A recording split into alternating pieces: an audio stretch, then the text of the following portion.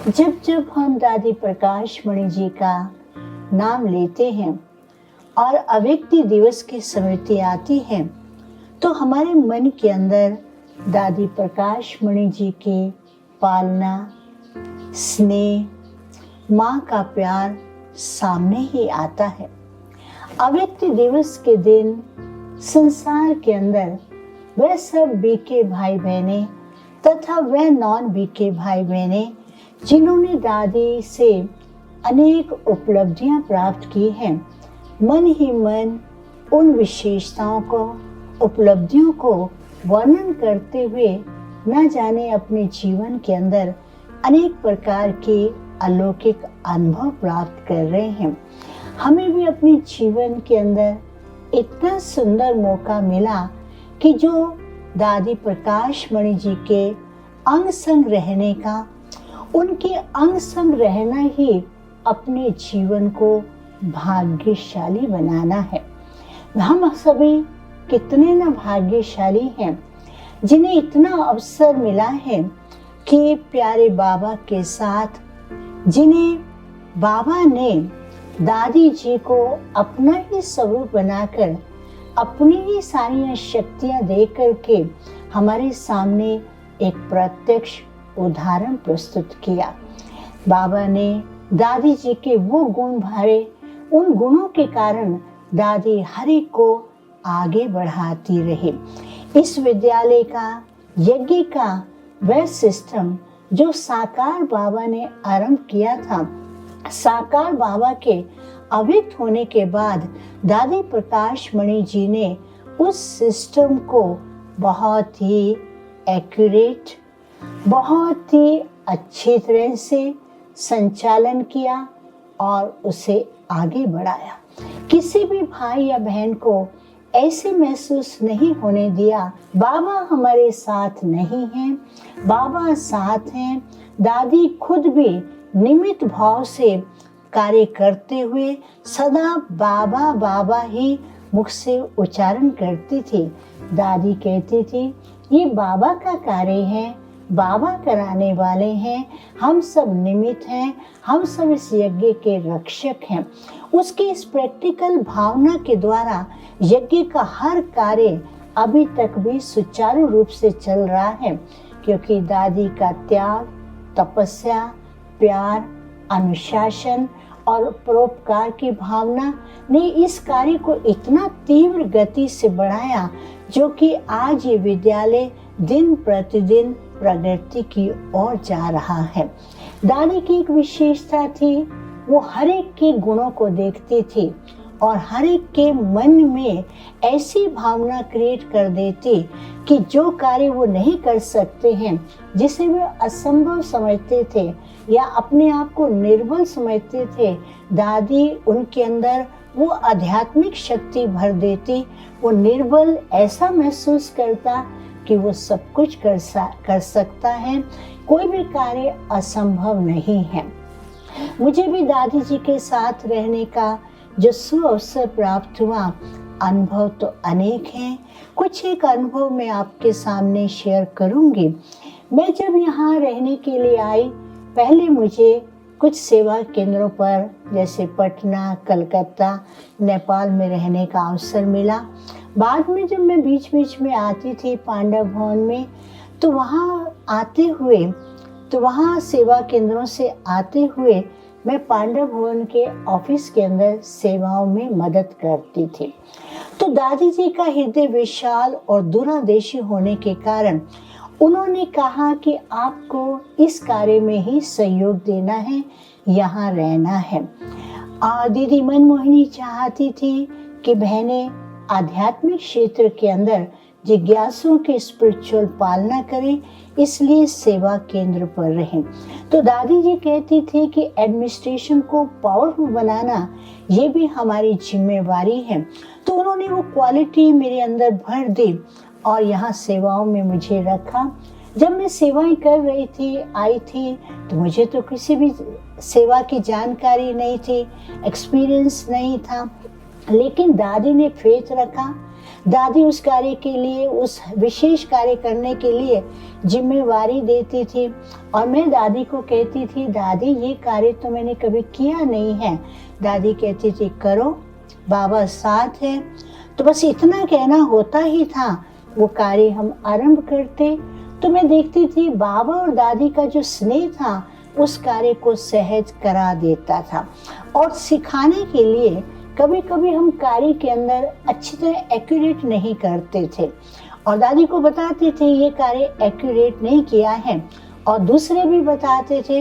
दादी कहती थी, करने से सीखा जाता है, गलती करने से अनुभवी होता है, एक्यूरेट ना करने से उसमें हमें करेक्शन मालूम पड़ती है।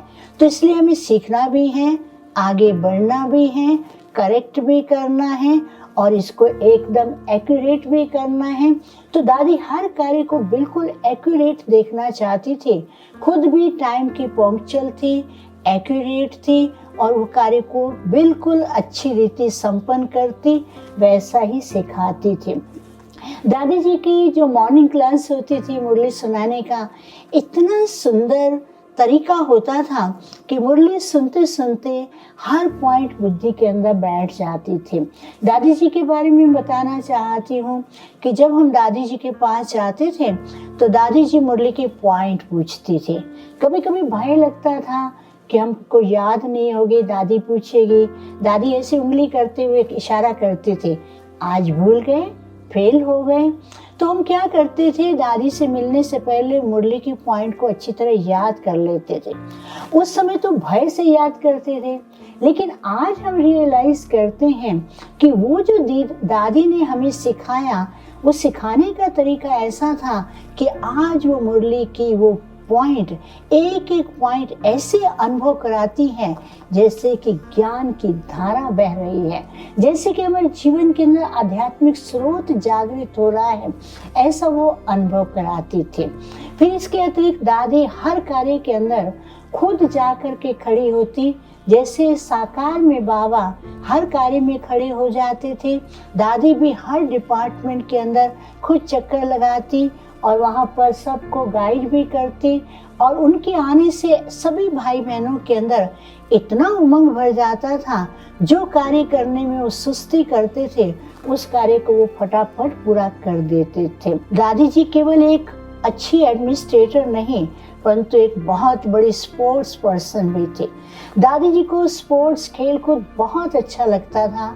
जब भी कोई स्पोर्ट्स की बात आएगी, कभी कभी आप देखेंगे दादी जी के हाथ में बैडमिंटन है। और हमारा इस विद्यालय का एक बहुत सुंदर पार्क है जिसका नाम है पीस पार्क। दादी जी वहाँ पर सबको प्रेरणा देती थी। आज हर थोड़े दिन के बाद दादी जी सब भाई बहनों को वहाँ पर लेकर के जाती थी। और जब जब ये रेनी सीजन होती थी, बीच में टाइम होता था, दादी जी आती थी और कहती थी, अब सब चलो पीस पार्क, आज हम स्पोर्ट्स कंपटीशन करेंगे। और वहाँ पर दादी खुद भी बैडमिंटन खेलती, दादी कभी कभी वो भी क्रिकेट भी खेलती थी, और कभी कभी दादी वो गोल सर्कल में डांस भी करती और जो जीतते थे उनके अंदर उमंग उत्साह दिलाती। दादी कहती थी, तन को भी स्वस्थ रखना है, मन को भी स्वस्थ रखना है। तन को स्वस्थ रखने के लिए खुद भी एक्सरसाइज करती, औरों को भी कराती। तन को स्वस्थ रखने के लिए दादी विशेष स्पोर्ट्स पर भी ध्यान देती। जब जब हम स्पोर्ट्स के कार्यक्रम करते थे, दादी पहले आकर के वहाँ खड़ी होती थी और सबके अंदर उमंग उत्साह भरती थी। तो दादी के अंदर हमने देखा हर फील्ड के अंदर एक्टिव और एनर्जेटिक, और दूसरों को भी एक्टिव रखती और एनर्जेटिक बना देती थी। दादी का जो प्यार था वो हर बूढ़े, बच्चे, जवान, बच्चों के लिए भी बहुत इतना निश्चल प्यार था। उस प्यार के कारण हर एक अपना जीवन कुर्बान करने के लिए तैयार हो जाता था। एक और बात मैं आपको बताना चाहती हूँ, हर रोज प्रातः अमृत वेले के बाद कुछ समय के बाद दादी आती थी। दादी कहती थी कि आज दादी को ये विचार आया है सेवा का। तो दादी आकर के, एक दिन की बात है, दादी ने क्लास में बताया कि दादी चाहती हैं कि हम भारत के बड़े बड़े शहरों के अंदर विशाल कार्यक्रम रखें जिसमें 1 लाख या 2 लाख लोग हों। तो भाई बहनों ने कहा, दादी ये कैसे होगा? दादी ने कहा, जहाँ हिम्मत है, शुभ संकल्प है, कार्य हुआ ही पड़ा है। तो दादी का ये कहना, सब भाई बहन तैयार हो गए। तो भारत में उस समय बहुत विशाल कार्यक्रम बड़े बड़े शहरों में रखे गए थे। कहीं पर 2 लाख, कहीं पर 1 लाख, कहीं 1.5 लाख वो लोग आते थे। तो हमने देखा दादी का दिल विशाल था, वो हर बात के अंदर विशाल रहती थी। और विदेश सेवा के अंदर भी दादी हमेशा दादी जानकी जी को कहती थी कि आप करते चलो। बाबा के बच्चे बैठे हैं। हमने दादी जानकी और दादी की विशेषता देखी, दोनों हर कार्य को एक दूसरे की राय के बिना नहीं करते थे। हर एक की राय को दादी बहुत रिस्पेक्ट देती थी और रिस्पेक्ट के साथ साथ विदेश की सेवा के लिए दादी की विशेष प्रेरणाएं भी रहती थी। और एक बात मैं और बताना चाहूँगी कि दादी के यहाँ साथ रहते हुए हम एकोमोडेशन में भी सेवा करती रही। तो एक बार की बात है, अमृत वेले युग के बाद, उन दिनों की बात है, मोबाइल नहीं थे, दूसरे फ़ोन नहीं चलते थे, ये छोटे से ही फ़ोन चलते थे। अमृत वेले युग के बाद ही सेंटर्स पर दादी जी फ़ोन करती थी। तो एक दिन दादी जी सभी जोन इंचार्जेस टीचर्स को फ़ोन कर रहे थे कि आप सब मधुबन में आओ। तो मैं उस समय खड़ी थी। बाद में मैंने दादी को कहा, दादी आपने सबको निमंत्रण दिया है, यहाँ जगह तो पहले फुल है, कैसे ये रहेंगे? बड़ी बहनें हैं और इनके साथ तो 2-2 और 4 और होंगे। दादी मुस्कुराने लगे। दादी ने कहा, दिल विशाल हो, मन में प्यार हो तो सब कुछ कार्य हुआ ही पड़ा है। तो मैंने देखा कि दादी का हृदय विशाल था और जैसे वो लोग आए हर कार्य सहज होता रहा। तो हम तो दादी के गुणों का क्या वर्णन कर सकते हैं, ये तो ऐसे ही हम बता रहे हैं जैसे कि सागर की एक बूंद हो। दादी तो सागर से भी महान, और दादी की जिसने पालना ली वो तो धन्य धन्य है। हम दादी जी के सेवा का कोई भी रिटर्न नहीं दे सकते। अभी भी दादी हमारे साथ है, हमें गाइड करती रहती हैं और हमें आगे बढ़ाती रहती हैं। ऐसी प्यारी माँ को, ऐसी दादी को हम बार बार शत शत नमन करते हैं, प्यारी माँ को नमन करते हैं, ऐसे शुभकामना रखते हैं। दादी जी ने जैसे बाबा के कदमों पर चलना सिखाया, ऐसे हम सब मिलकर के दादी जी के संकल्पों को साकार करें। ओम शांति शांति शांति।